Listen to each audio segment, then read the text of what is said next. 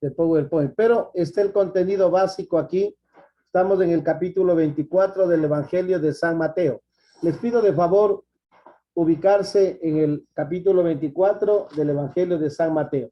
Quinto discurso escatológico. Discurso escatológico sobre el fin de los tiempos. La palabra escatón significa el final. ¿Cuál es el final? ¿Y será que el final implica destrucción, que todo se va a acabar? No. Al final significa que todo está subordinado a la señal luminosa, a esa señal de todas las señales que es la venida del Hijo del Hombre, la irrupción de Jesús, del Evangelio, de la buena noticia, que fruto del anuncio en todo el mundo ese anuncio que se hace realidad, ese reino de Dios que se hace realidad en el mundo, el ser humano llega a descubrir solo en Cristo el verdadero sentido de la fraternidad, de la justicia, del amor, de la fidelidad en el camino, incluso de las persecuciones, incluso del desaliento que viven en la época, sobre todo de los años, hablamos de la destrucción de Jerusalén, de 68 hasta el año 73, cuando son expulsados los judíos de Jerusalén, y es la realidad que vive la comunidad mateana en los años 85, 90, en la época de Vespasiano también, pero después de Domiciano, que asume el Imperio Romano de una manera tan cruel contra los cristianos, a quienes les echan la culpa de todo. Los cristianos prácticamente se encuentran como sándwiches en la mitad entre las acusaciones de los romanos y también de los judíos, que por último los judíos y los romanos hacen alianza entre sí para acabar con Jesús. Y ese acabar con Jesús es acabar con las comunidades cristianas, porque Jesús se hace presente en las comunidades cristianas. Bien, hemos visto que en estos discursos, los 5 discursos de Jesús, existe un tinte apocalíptico. Mateo en cada discurso toma un aspecto apocalíptico. Inclusive podemos ver en el capítulo 3 de Mateo, en el discurso de Juan el Bautista. Ya está el hacha puesta a la raíz, este discurso terrible de Juan el Bautista. Tenemos nosotros el camino, este camino, el mensaje de Jesús dentro del camino de la iglesia, en un contexto marcado por la ruptura cristiana tras la guerra del año 67-70. Acuérdense que eso terminó con la destrucción prácticamente del templo, del palacio del rey, de todo, la destrucción de todo. El templo queda en ruinas, lo único que queda parado es de lo que tenemos hasta hoy, el famoso muro de los lamentos. Destrucción del templo y parucía de Jesús. 24:1-3. Yo pido de favor a alguien, a ver, Leandro, puedes hacer el favor de leerme capítulo 24 del versículo 1 al 3 del Evangelio de San Mateo. Por favor, Leandro. Capítulo 24 de Mateo, ¿cierto? Del 1 al 3. 3 versículos. Mateo 24, ya lo ubico, padre. Mateo 24, del 1 al 3. Jesús salió del templo y mientras caminaba, sus discípulos le hacían notar la imponente construcción del templo. Jesús les dijo: ¿ven todo esto? En verdad les digo, no quedará ahí piedra sobre piedra. Todo será destruido. Cuando Jesús después se sentara en el centro, en el monte de los olivos, los discípulos se acercaron y le preguntaron en privado: dinos, ¿cuándo ocurrirá esto? ¿Qué señales anunciarán tu venida y el fin de la historia? Ya, este es el discurso escatológico, ¿no es cierto?, sobre el final de los tiempos. Mateo 24 contiene este famoso discurso de Jesús. Vamos a tratar de entenderlo parte por parte, ¿sí? Para no quedar con especulaciones personales, ¿sí? Lo que de pronto a nosotros también nos metieron de niños, tal vez quizá fruto de una lectura fundamentalista, podemos decir, de la Biblia, ¿no? Fundamentalista del texto. Ya nosotros sabemos que el Evangelio de Mateo nace en un contexto de crisis, una crisis tremenda, ¿no es cierto? Tanto a nivel externo como a nivel interno de la comunidad cristiana, que vive la enseñanza de Jesús a la luz de los nuevos acontecimientos que se desarrollan en la historia de la iglesia. Ahí es cuando se repiensa el mensaje de Jesús.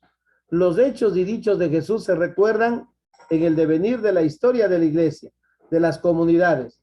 Esto está pasando, recordemos qué dijo Jesús, qué hizo Jesús frente a esta realidad, frente a esta situación. Jesús no vio la destrucción del templo. ¿Será que Jesús predijo que el templo se va a destruir? Históricamente estas palabras pertenecen a Jesús mismo.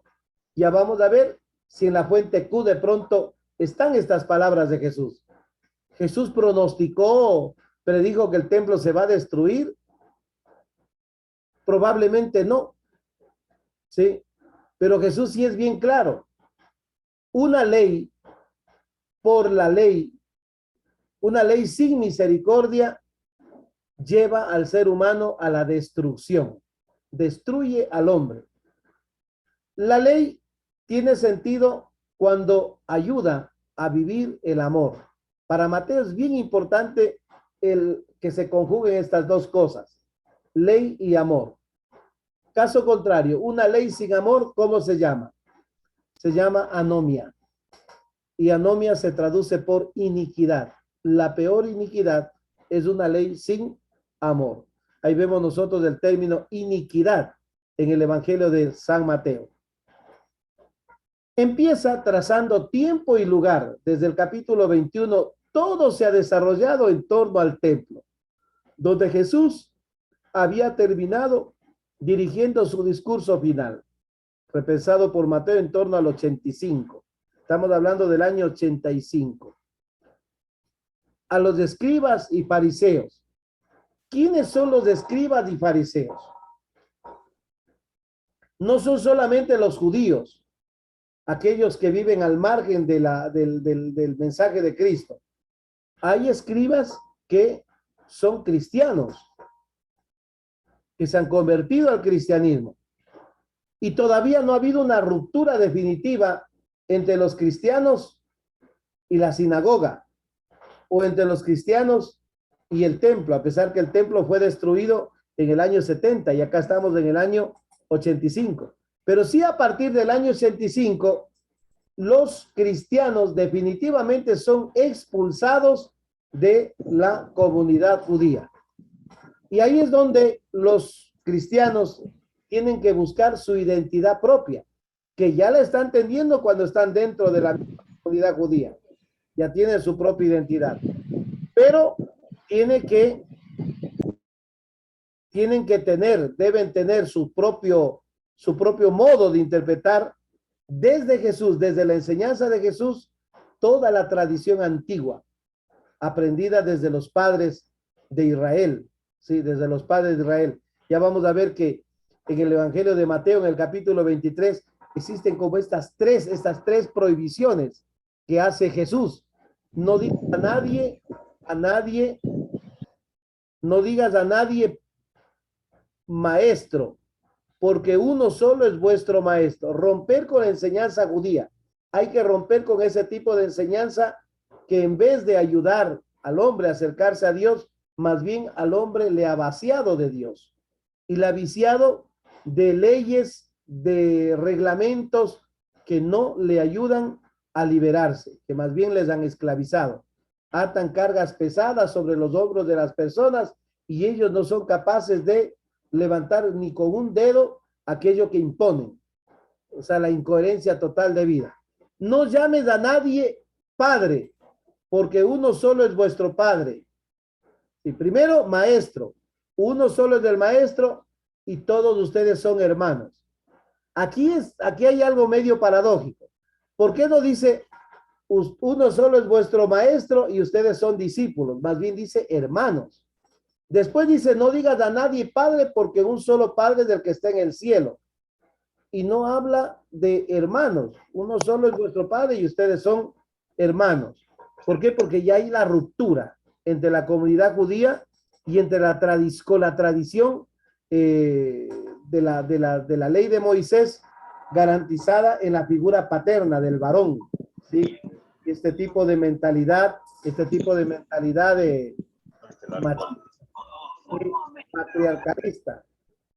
patriarcalista. Bien.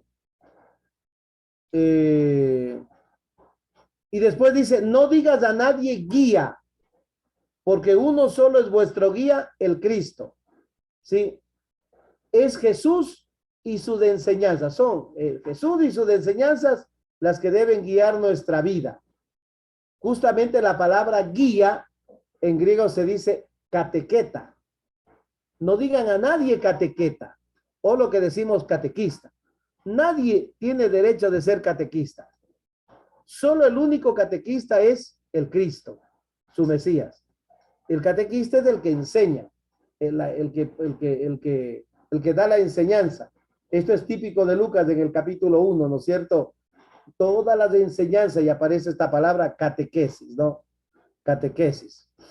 Bien, porque uno solo es vuestro catequeta, el Cristo, el que ha venido a enseñarles, ¿sí? A interpretar, a darle sentido a esa ley que no tenía sentido porque estaba vaciada de lo fundamental, del amor, ¿sí? Del amor, de la ley del amor.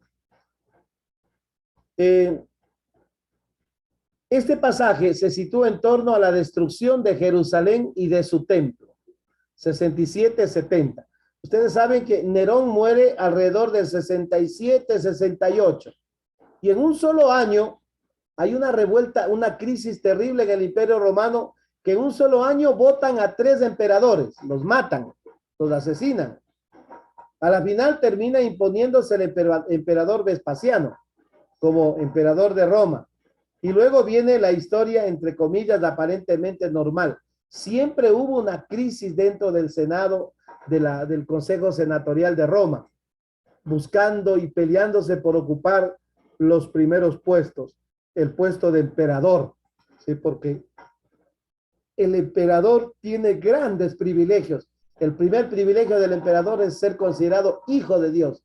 Y como hijo de Dios, nadie puede chistarle en ningún sentido. Todos tienen que obedecerle, todos tienen que hacerle caso, ¿sí? Sumisos al emperador, al Dios de la tierra, al Augustus, ¿sí? El César Augustus. Augustus significa divino. El rey es divino, el emperador es divino. Consta de 2 partes. Una reflexión general donde se destaca la majestuosidad del sistema religioso, con una respuesta contundente que Jesús dice. Bueno, Leandro empezó leyendo, dice, salió Jesús del templo y mientras caminaba, se le acercaron sus discípulos para mostrarle las construcciones del templo. Aquí como Jesús hace una ruptura con el templo.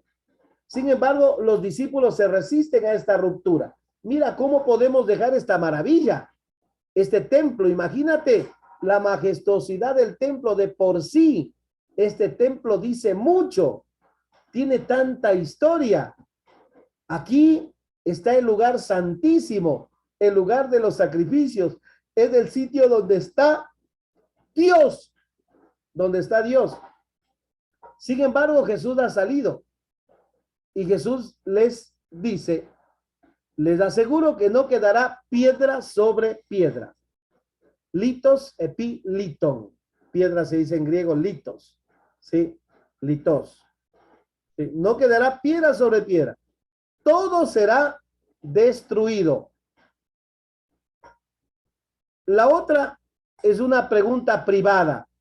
Ya cuando Jesús sale de la ciudad, atraviesa el torrente del Cedrón y va a Getsemaní, que Getsemaní significa el huerto de los olivos. Bueno, literalmente significa prensa de olivo, Getsemaní en hebreo. Le hace la pregunta privada. Esto está demasiado preocupante, porque si tú estás hablando que el templo se va a destruir, imagínate, eso quiere decir que el mundo se va a acabar. Los judíos son en eso muy comentan, ¿sí? La tradición judía comenta, ¿sí? Esto es Vox Populi, ¿sí? Vox Populi, que dice, si se destruye el templo, se acabó todo. ¿Quién puede destruir el templo? Acuérdense que el que hizo el barco Titanic, ¿qué dijo? Este barco ni Dios lo puede destruir. ¿Recuerdan? ¿No es cierto? Ni Dios lo puede destruir. Esa soberbia del ser humano. Ni Dios lo puede hundir, era. Acá también el templo es tan majestuoso que Dios está dentro. Y no, pues Dios no va a permitir que eso pase. ¿Cómo Dios va a querer que el templo se destruya? Si ahí está Dios. Y Jesús, sin embargo, dice que no quedará piedra sobre piedra.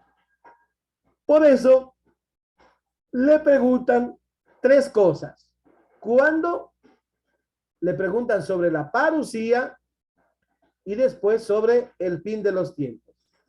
Eso necesitan saberlo. ¿Cuándo? La primera pregunta se refiere a la ruina del templo. La señal de la parusía, palabra que aparece en Mateo, que significa la presencia activa de Jesús. La palabra parusía, usia, significa esencia. Sí, eso significa parusia. Sí, claro que después nosotros le decimos que parusía significa la segunda venida de Jesús, pero ya eso es de la literatura paulina. Sí, de pronto Mateo tiene mucha influencia de la mentalidad paulina también aquí, ¿no es cierto? La palabra, bueno, dice, utilizando así un término clave de la tradición cristiana, el tiempo final, la revelación escatológica, es la presencia definitiva de Jesús. Por eso son importantísimas las señales de su llegada. Las señales. Porque si no hay señales, ¿cómo sabemos? La señal siempre indica, ¿sí? Nosotros cuando íbamos al colegio, habían compañeros o compañeras que vivían más allá y sabíamos decir, dejarán una señal de que ustedes ya pasaron de lado, ya se fueron al colegio y dejaban botando unas hojas. Cuando estaban esas hojas, ¿qué significaba? Que ellos ya se fueron. Una señal, ¿no es cierto? Sí, una señal que te dice algo. La culminación del cosmos, final de los tiempos. La palabra griega sinteleia significa cumplimiento. Al final, la palabra telos, ahí la palabra técnica a nivel teológico, teleología, ¿sí? Que es el discurso sobre el final de los tiempos. Esta palabra también aparece en Mateo 13, 39, 40, 49. Si se acuerdan que es Mateo 13, es la famosa parábola del trigo y la cizaña. Cuando algún mal agente sembró de noche cizaña, un enemigo. Y los segadores, ¿qué dicen? ¿Quieres que arranquemos la cizaña? Y el agricultor, ¿qué dice? No, no sea que arranquen el trigo y la cizaña confundiendo. Dejen que crezcan juntos. Al final vendrán ¿quiénes? Los segadores. Cuando Jesús explica la parábola de la cizaña en el Evangelio de Mateo, explica, ¿no es cierto? ¿Quiénes son los segadores? Son los ángeles que vendrán al final de los tiempos y serán los que córtenla. Porque ya cuando la cizaña está grande y el trigo está grande, la diferencia es evidente. La espiga del trigo es grande, frondosa, ¿no es cierto? En cambio, la espiga de la cizaña no crece, ¿sí? Se arruina y se seca. Por eso es facilísimo distinguir. Hay que esperar el tiempo de la siega. No nos toca a nosotros limpiar el mundo, ¿sí? Esa es la obra de Dios. A nosotros nos toca anunciar el evangelio, anunciar la buena noticia. y la relaciona con el león futuro.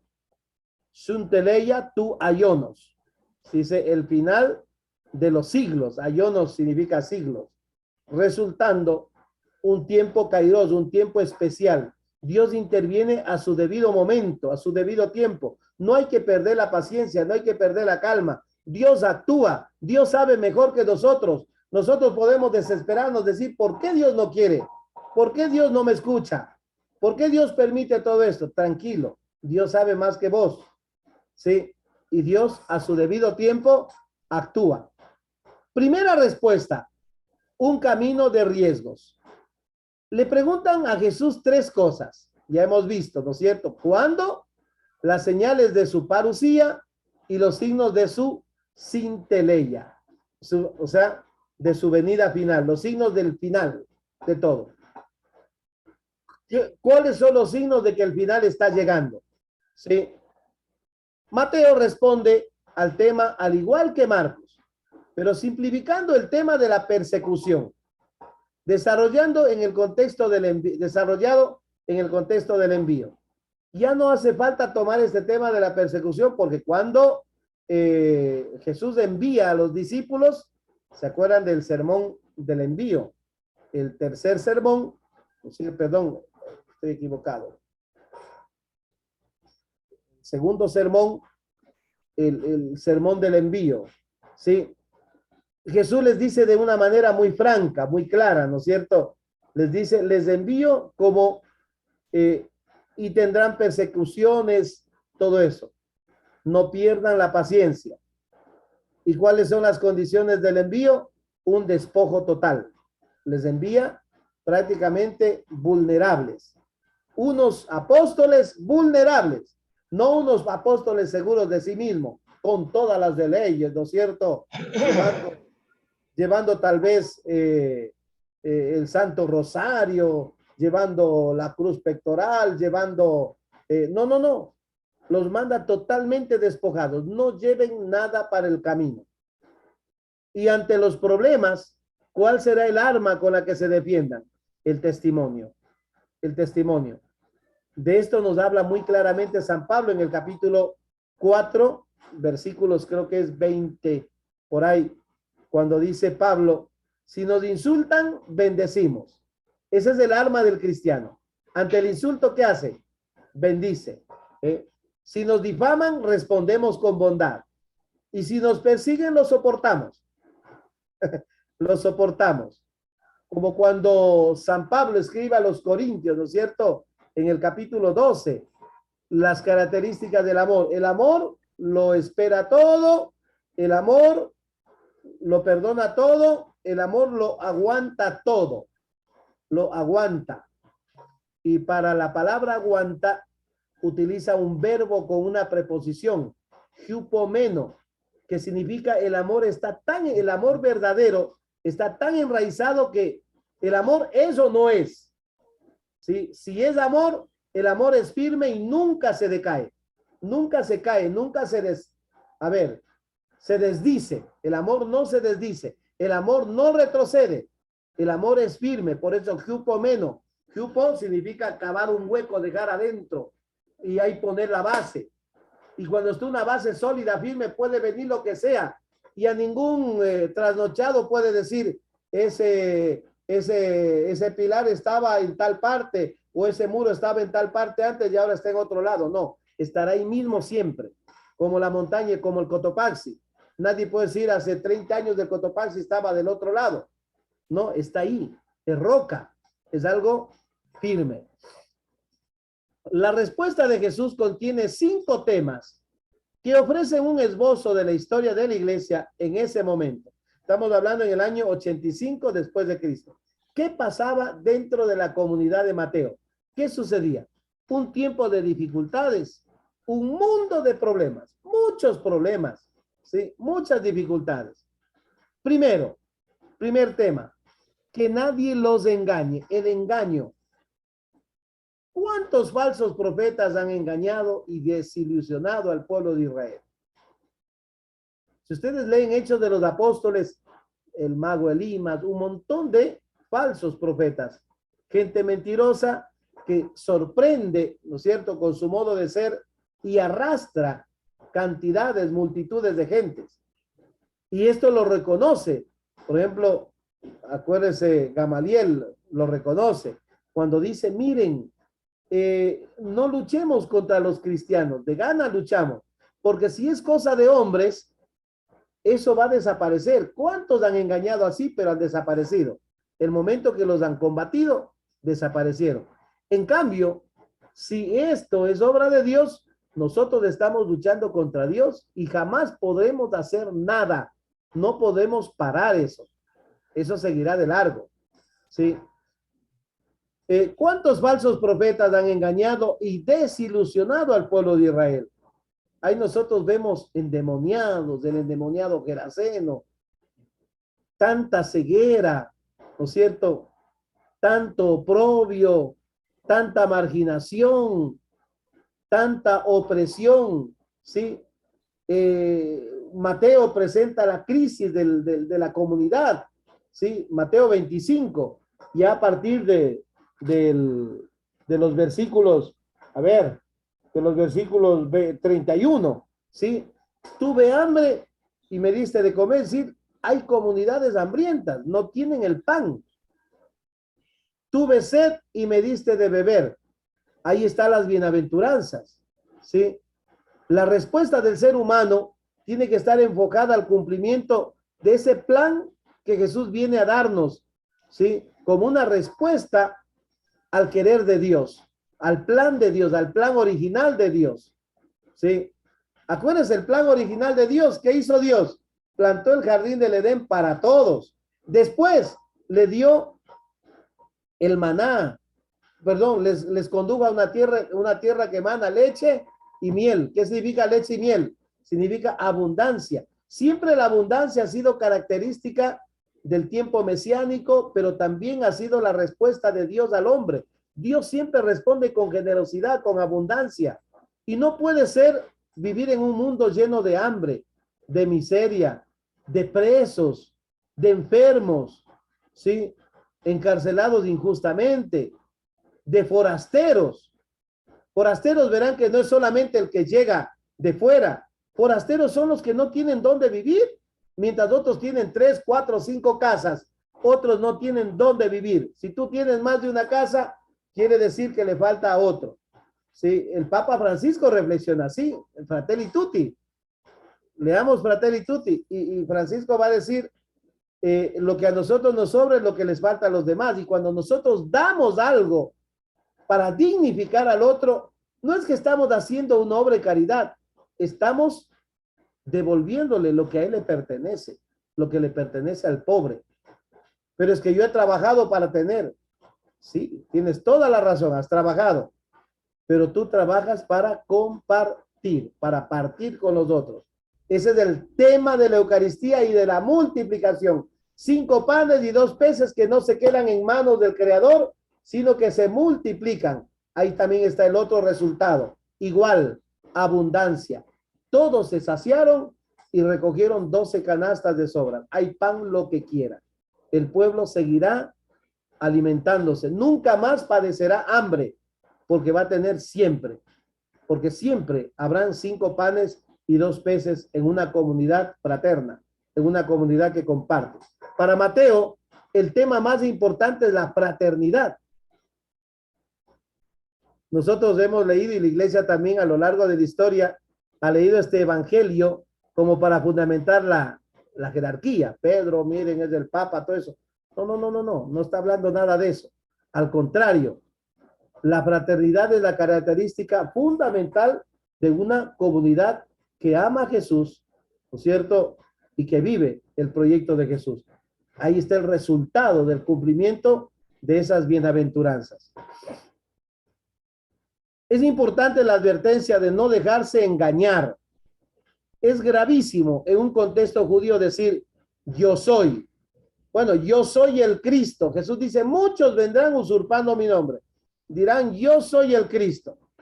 La finalidad de Mateo es que todos sepan quién es el Cristo de Dios ante las disputas mesiánicas. ¿Se acuerdan? Mateo 16, ¿quién dice la gente que es el Hijo del Hombre? Unos dicen que eres Jeremías, otros sí, tienen una idea, pero no, esa idea que tienen no es satisfactoria. Eso es lo que tenemos que nosotros completar mediante la evangelización, para hacer conocer a la gente quién es verdaderamente Cristo ante todas las disputas mesiánicas. Porque al comienzo, imagínense, toda la tradición, ¿sí? Todo lo que se decía de las expectativas mesiánicas, qué va a ser el Mesías, cómo va a venir, qué nomás va a hacer, cuál será la actividad del Mesías, ¿sí? El Mesías será el hijo de David, ¿sí? Será un David nuevo que restaure Israel, la soberanía de Israel. Pero Jesús no es el hijo de David, y Jesús se niega a ser reconocido como hijo de David. No es el hijo de David. No, no puede ser posible. ¿Cómo conquistó David el reino? ¿Y cómo se quiere instaurar este reino? De un modo muy distinto al que instauró David. No se trata de combatir con las armas, sino de anunciar la buena nueva del amor, de la justicia, de la reconciliación, de la fidelidad. Segundo tema, guerras. Habrá guerras, pero no será el fin todavía. Hay guerras sucesivas, ¿sí? Después de la muerte de Nerón, en un solo año hubo 3 emperadores, eso ya les dije, derrocados: Galba, Otón, Vitelio, hasta que Vespasiano asumió el poder en el año 69. Bueno, entonces, no solamente la situación generalizada de guerras que se vivieron en Judea y en el entorno israelita en los años 66 y 73, perdón, está 736 y 73, ¿sí? La famosa guerra judía. Frente a esta situación de violencia generalizada, Mateo les pide que no se alarmen ni se dejen llevar por el miedo. Estas son cosas que tienen que suceder. Tienen que acostumbrarse a vivir en medio del riesgo escatológico, pues hay algo más importante que la misma guerra. Viene Cristo, y como viene Cristo, el mensaje tiene que extenderse. Eso es más importante que estar preocupado por las guerras y por tanto conflicto que en ese tiempo hay. Ustedes saben que ¿cuándo había más guerra? Antes. Nosotros nos sorprendemos por las guerras de hoy, pero antes habían hartas guerras porque un imperio derrotaba a otro imperio y eran masacres terribles. Miles y miles morían. Se dice que el Imperio Romano, por ejemplo, tenía más de 60 millones de personas. Era un ejército poderosísimo, pero no por ser muy poderoso es que no pueden ser superados. Cayó también el Imperio Romano, cayó. Y el Evangelio de Mateo lo predice. En aquellos días dice, después de la gran tribulación, después de que estamos hecho leña, el sol se apagará, la luna perderá su brillo, las estrellas caerán del cielo. Es decir, los imperios, por más arriba que se pongan, algún momento se apagan. Es decir, caen porque caen. No son definitivos. Cielo y tierra pasará, pero mi palabra no pasará. Lo definitivo es la palabra de Dios. Ese es lo definitivo. Los cristianos se hallan en una situación de ruptura y ruina, sobre todo quienes viven en los entornos de Jerusalén. Quienes deben mantenerse firmes en la fe están amenazados por todo. Ya les había dicho que son como sándwiches, están en la mitad, amenazados por los judíos y amenazados por los romanos. Los romanos les echan la culpa de todo a los cristianos. Si perdieron una batalla, culpa de los cristianos, porque ellos están adorando a ese Cristo. En cambio, nosotros adoramos a los dioses de Roma, ¿no es cierto? Sacrificamos para los dioses de Roma. Y por eso los cristianos eran cruelmente asesinados por Roma. Había una pérdida en la cosecha, no les iba bien en la cosecha ese año, culpa de los cristianos. Pagaban ellos las consecuencias. Cuando Nerón incendió Roma, Nerón echó la culpa a los cristianos y se fomentó en el pueblo, en la ciudadanía romana, un odio terrible contra los cristianos, catalogándolos de asesinos. y por eso los perseguían y los mataban de manera tan cruel. El comienzo de los dolores de parto, que han estado vinculados no solamente a los tiempos mesiánicos, sino con la vida del hombre en el mundo, como nos dice Pablo, los dolores de parto, ¿sí? Aparece la palabra arge o dinón. Ese es vamos a ver, esto es importante, sino dinei. Según Pablo, esos dolores que la misma creación comparte, sinodinei, ¿se acuerdan de sinodalidad? ¿Sí? Sinodalidad.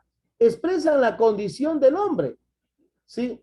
Según Mateo 24:8, perdón, ellos provienen de la violencia histórica, de la lucha del pueblo contra el pueblo. Sin embargo, esto no es el fin. Es el comienzo doloroso de una nueva vida, de una nueva época. No es el fin. Tuvimos el levantamiento indígena, ha habido cuántos paros, cuántas huelgas, el gobierno ha atacado al pueblo en muchos países, la guerra de Rusia contra Ucrania. No es el fin, es un doloroso alumbramiento. El ser humano a veces espera ¿qué? Espera ver situaciones de muerte o espera estar caído, derrotado para recién darse cuenta de lo que está pasando, para recién empezar a reflexionar, porque si no, no se da cuenta. Ese es el doloroso alumbramiento. Nosotros a veces caemos tan a pique que una vez que estamos hecho leña, recién empezamos a reflexionar. Lo que le pasó al hijo pródigo, hecho pedazos, no tenía ni qué comer, chiro, con hambre, ¿sí? Expuesto a la vergüenza, a la afrenta de cuidar chanchos. Para un judío es lo más abominable. Recién cuando está pasando esa situación se da cuenta, ¿sí? Se da cuenta, ¿sí? Ese es el doloroso alumbramiento, ¿sí? Nos cuesta dolor. A veces darnos cuenta de la realidad nos cuesta dolor. Hemos pasado por momentos duros para darnos recién cuenta de lo que debe ser. Pero necesitamos a veces de ese doloroso alumbramiento para poder reflexionar, para poder cambiar, para que haya un cambio de época en la vida, ¿no es cierto? Un cambio de época. Y dice el tercer punto, serán odiados por todos los pueblos. Los cristianos aparecerán como culpables de todas las desgracias. Ellos son la carnada de todos ya que no están en ningún bando. No están ni con los judíos ni con los romanos. Ellos están ya solos. Han sido expulsados por los judíos, pero perseguidos por los romanos. Al ser expulsados por los judíos, han perdido prácticamente, siendo judíos, toda prebenda, todo beneficio de la institución judía, que los ha desamparado y los ha desprotegido de manera total. Sí, de manera total. Para el mal se alían los dos bandos, ¿sí? Los romanos con los judíos. Acuérdense que en Marcos aparece un texto, ya en el capítulo 12, cuando van los herodianos y los fariseos. Imagínense, nunca se llevan los herodianos con los fariseos, pero se ponen de acuerdo para poner una trampa a Jesús y preguntarle sobre el impuesto al César. ¿Es lícito pagar el impuesto al César? Y Jesús le dice, denme la moneda, déjenme ver la moneda. Y dice, ¿de quién es de esa cara? Y esa inscripción, y ellos del César. Y Jesús dice, devuelvan al César lo que es del César y devuelvan a Dios lo que es de Dios. Pero se juntan herodianos con fariseos, es decir, los romanos con los judíos, que no se pueden ver para nada. Hay un odio histórico, un distanciamiento histórico, pero sin embargo se unen los invadidos con los invasores. ¿Sí? 4. Y surgirán muchos falsos profetas. Aquellos que son partidarios de una libertad interior, pero sin responsabilidad comunitaria, ni firmeza ética. Esos son los falsos profetas, ¿no es cierto? No les importa la vida de la comunidad, ¿sí? Peor la firmeza ética. Están con el que da más, ¿sí? Con el que les ofrece más. De manera que la misma comunidad que debía ser espacio de comunión personal y de fidelidad de grupo, se ha convertido en un campo de traición y lucha de unos contra otros. En la misma comunidad empieza a tambalear, ¿cierto? ¿sí? La persecución, el dolor, el doloroso alumbramiento. Unos son asesinados, perseguidos. Jesús mismo dice, los que estén en la ciudad, huyan ¿a dónde? Al campo. Los que estén en la azotea, no bajen, no regresa a la ciudad. El problema es la ciudad que corrompe. Ahí está el sistema de gobierno opresor, ahí están las ciudades de Estado, ahí está la corrupción. Vayan al campo. Ahí se originó el pueblo. ¿Se acuerdan cuáles eran las cláusulas del sistema tribal? Una de las cláusulas fundamentales del sistema tribal era que no exista injusticia, que no exista pobreza, que nadie muera de hambre. De tal manera que las 12 tribus, ¿sí?, se organizaron muy bien, las 11 tribus más bien, para dar el diezmo ¿a quiénes? A los levitas, que se encargarán del templo. Y además de eso, mediante el diezmo, servir a los más desprotegidos, a las viudas, a los huérfanos, a los extranjeros, a quienes no tienen nada. O sea, con el diezmo se trataba de dignificar la situación del ser humano, para no dar algo, sino para ayudarle a integrarse, ¿sí? No debe haber desigualdad en el pueblo de Dios. Ese era el objetivo del sistema tribal. Al crecer la iniquidad, esto quiero que entiendan, la anomia. Anomia significa anomos, sin ley. Necesariamente abandonan la justicia, la misericordia y la fidelidad. 3 palabras claves del Evangelio de Mateo: justicia, misericordia y fidelidad. Justicia, misericordia y fidelidad. Justicia se dice en griego dikaiosune. Crisis, juicio, crisis. Después tenemos misericordia, eleos. A pesar que hay otra palabra para misericordia también, splagna. Pero hay que entender, hay una diferencia entre 2 palabras, de splagna y helios. Es como en hebreo, gesed y rahem. Rahem y gesed. ¿Se acuerdan que rahem significa misericordia? Pero traducido literalmente, rahem significa útero, el útero de la mamá, donde se gesta la vida. ¿No es cierto? Las entrañas de amor de la mamita. ¿Sí? Destruyendo de esa forma la comunidad. El amor comunitario se destruye cuando crece la iniquidad. ¿Iniquidad qué sería? El desorden. El desorden. La ley es dada por Dios y Jesús viene a enseñarnos con su modo de ser cómo poner en práctica la verdadera ley, a darle sentido, a darle cumplimiento. Lo que los rabinos le desviaron de su verdadero sentido, ahora Jesús viene a darle cumplimiento. Para Mateo, la ley está vinculada al amor. La anomia es la ruptura de la ley, el enfriamiento del amor, porque al servicio del amor está la ley. De manera, al servicio del amor está la ley. Si la ley no está al servicio del amor, no es una ley, no es nomos. ¿Sí? Sería impío. De manera que la iniquidad es el rechazo de la ley. El amor no es un sentimiento intimista. El amor es fidelidad personal, marcada por un vínculo de alianza y ayuda mutua, no solo entre los creyentes, sino con toda la comunidad. Vean, yo les voy a decir una cosa, con esto termino. ¿Será que puedo amar, una madre de familia, un padre de familia? ¿Puede decir yo amo a mis hijos y no amo a los demás? ¿Puede amar? ¿Amor se llamaría eso?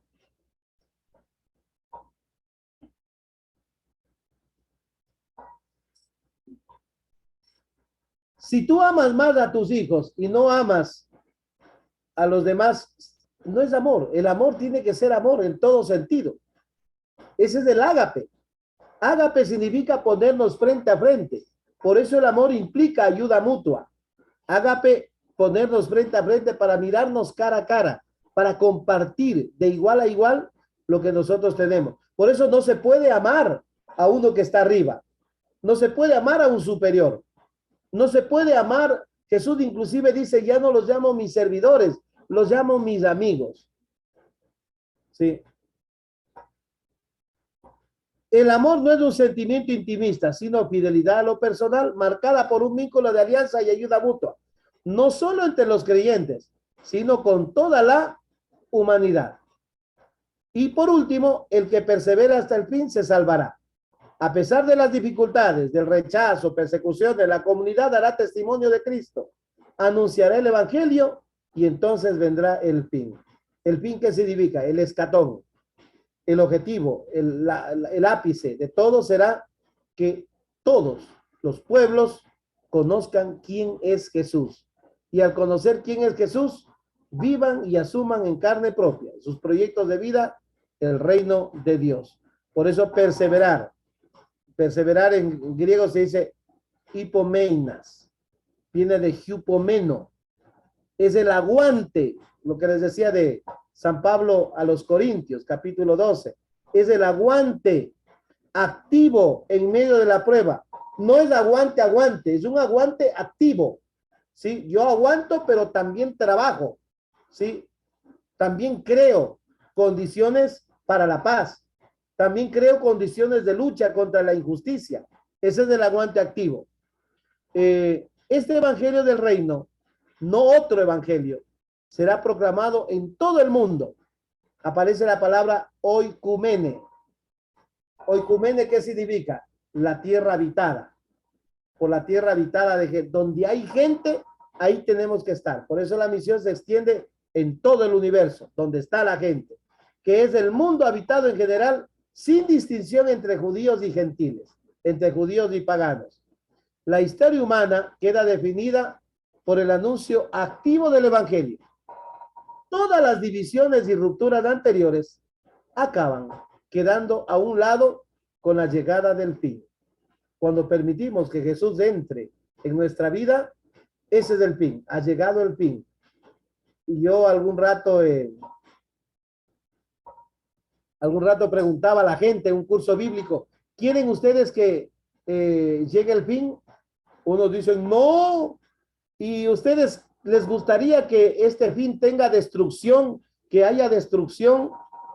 ¿Será bonito? Claro que sí, tiene que haber destrucción. Se destruye el odio, se destruye todo, todo tiene que ser destruido. Por eso el mismo templo de Jerusalén caerá y no quedará piedra sobre piedra, porque el templo de Jerusalén ha sido un monumento a la destrucción del hombre, a la destrucción de las relaciones del hombre con Dios y de Dios con el hombre. Entonces, no tiene sentido que eso exista. Bueno, démosle gracias a Papito Dios hemos hecho la mitad del sermón escatológico, ¿sí? Falta la otra mitad que ya viene, ¿sí? Del capítulo 24, estamos reflexionando el capítulo 24, ¿sí? La gran tribulación de Jerusalén. Y vamos a ver qué es el ídolo abominable. Dice, cuando vean ustedes entrar al ídolo abominable, el que lea, entienda, ¿sí? El ídolo abominable. ¿Qué será esto? Este lenguaje tenemos que entenderlo, ¿sí? Y vamos a entenderlo con la misma Sagrada Escritura. Ahora hemos hecho nada más que el capítulo 24, del 1 hasta el 14. Sí, parece, sí, del 1 al 14. Capítulo 24, del 1 al 14. De manera breve, de manera sucinta. Sí, espero que no les haya confundido más, sino que ustedes de pronto algo puedan retener en su cabecita para que puedan ustedes, leyendo la Biblia, recordar lo que aquí se enseña, sí, leyendo el texto. Pero para eso es necesario, póngase en contacto con el texto, sí.